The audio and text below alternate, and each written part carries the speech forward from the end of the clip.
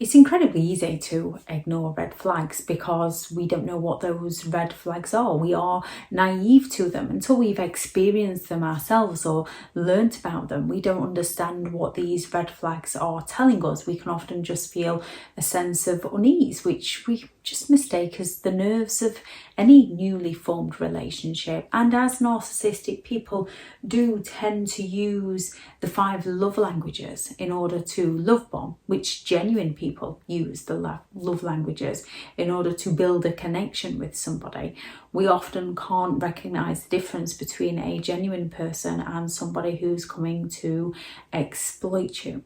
So this video is going to be 6 red flags when you start dating, when you're dating somebody. So number 1 is all their exes are crazy. Their parents were never there for them.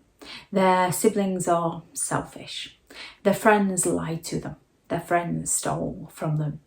And they're not going to want you to talk to any of these people. They're not going to want you to talk to their friends. They're not going to want you to talk to their exes. They're not going to want you to talk to their parents or their siblings, which usually, due to the story that the narcissistic person is telling you, you're going to take a dislike to their friends and family and their exes because of how terribly their exes, their friends, their family have treated the narcissist.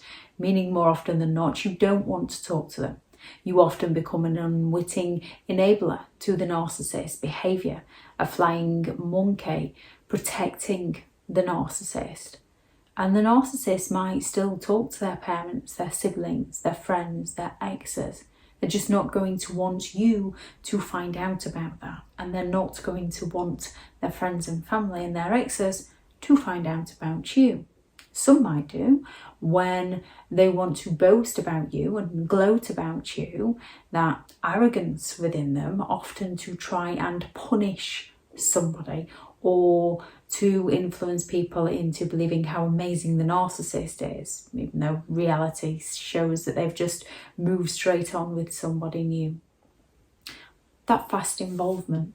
Nobody falls in love faster than a narcissist who needs somewhere to live, who needs someone to give them a character reference, who needs someone to become an unwitting enabler that's going to back the narcissist's lies, someone who's going to defend the narcissist, who needs a flying monkey who's willing to do the dirty work for the narcissist, who needs a servant so the narcissist can have their children, yet let the new supply take care of those children. With a narcissist, there's usually that fast involvement because a narcissist is looking for supply, whatever supply it is that narcissist is requiring. Irresponsible, immaturity, high risk takers. We can all be irresponsible from time to time within our lives. However, narcissistic people do not take responsibility for their irresponsibilities. They shift the blame over to somebody else. They move on quickly with somebody new and they'd rather impress that new person. They'd rather impress you than take care of their own family, than be supportive of their own family. They'll accuse their children of having no respect for them.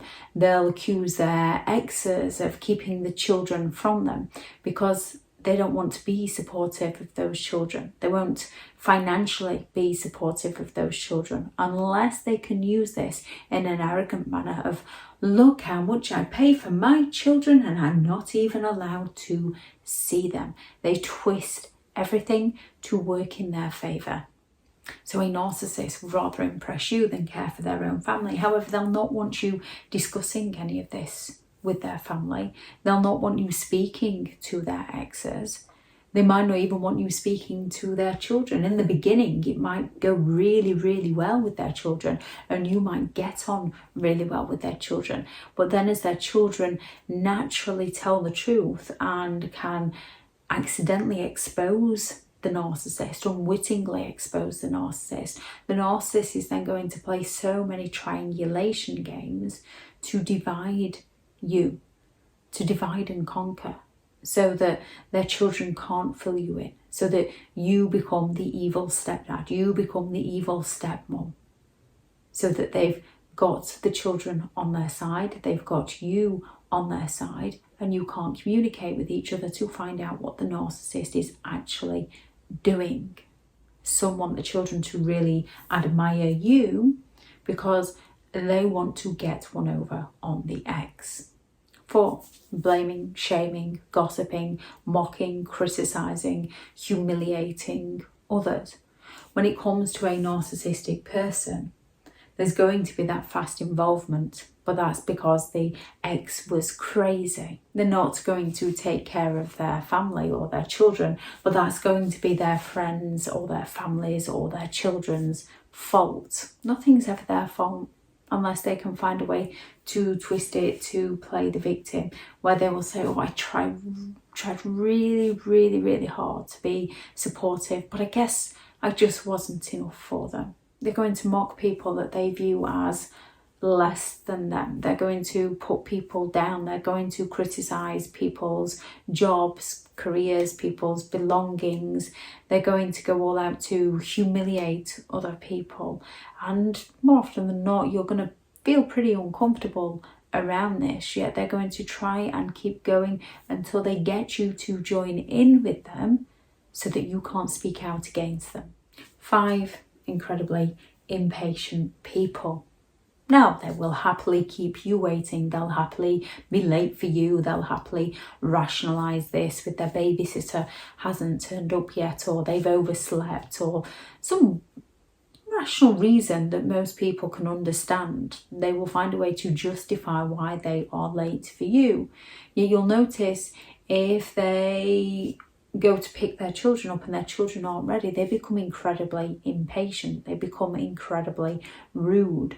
When you go to a fast food restaurant and the food isn't served quite quick enough that the narcissist would like, you can start seeing them becoming irritated and irrational, and they might start seemingly become rude towards the people who are serving them, who the narcissist sees as beneath them.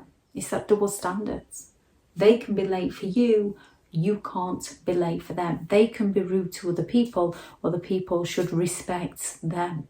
And 6, they isolate you from friends, from family, from support, from finances. They might try to move you miles away, and they will sell it as such a great idea as to why you should move away from your friends and family and the incredible new life you're going to have. And they're going to future fake, and they're going to make it seemingly like everything's going to be okay, yet it never works out that way. They are literally isolating you. They are cutting you off so that they can control you. They might message often. They might call often. When you go out with friends, they might be messaging you constantly, so you can't be present with your friends because you're that busy trying to message them back because you don't want to seem rude, not messaging them back, not realising that your friends are starting to feel like you're ignoring them because you're too busy messaging the narcissistic person. Yet because your friends care about you, they're understanding towards you, they might start to see the red flags and try to point these things out to you, to which the narcissist is going to twist it of just how much you care about each other, and your friends are just jealous of the relationship you have, causing that self-doubt within you, causing that divide between your friends, isolating you from your friends. And they're not going to want you discussing things with their friends and family that could potentially expose the narcissist for who they actually are. There are quite a few red flags that point to a toxic relationship. Any that you've noticed, please add those into the comments for those reading through. Any thoughts on this video, please add those into the comments also. Thank you very much to all the returning subscribers, and your continued support with the channel is greatly appreciated. If you are new to the channel, I'm Elizabeth Shaw. This channel is all about narcissistic behaviour to give you more understanding of the people you might be dealing with within your life, how to handle yourself around those people if you cannot go no contact, and different methods to find what works for you to help you understand and overcome narcissistic and emotional abuse. If you do find the information helpful on the channel, please do subscribe. If you are looking for further help and support and understanding and overcoming narcissistic and emotional abuse, I do have several online guides available, and those teachable links are in the video description. If you're looking for someone to speak to, I have partnered with BetterHelp, and their sponsored link is also in the video description. Go out there and create the day that you deserve, because you do deserve to have an amazing day. Bye.